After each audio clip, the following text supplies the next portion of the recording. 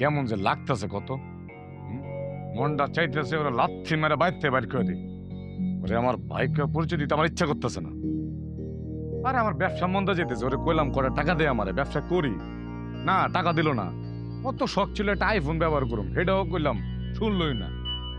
খালি হাতে বাড়ির মধ্যে ড্যাং ড্যাং করে আয়া পড়ছে। আমারও তো অনেক রাগ উঠতেছে। কত আশা নিয়ে আসছিলাম ভাই বাড়িতে আসার সময় অন্তত আমার জন্য একটা স্বর্ণের নেকলেস নিয়ে আসবো, আমার সব আশা চুরমার কইরা দিছে। আমার কি মনে হইতেছে জানোস, নিশ্চয়ই কোনো ব্যাংকে গোপনে টাকা জমাইছে আর এসে আম করে ফকির মিসকিনের নাটক দেখাইতেছে।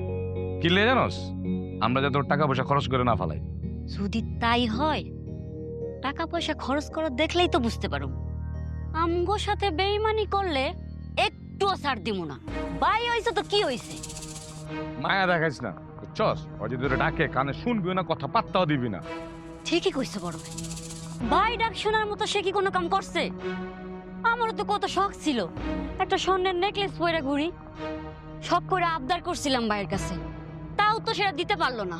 এখন থেকে তার কোনো দাম নেই আমগো কাছে।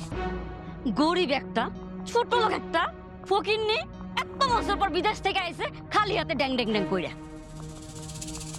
আমার যে কি লাগতেছে, মানে কি যে কমু কি যে করুম কিছুই মাথায় দিতেছে না।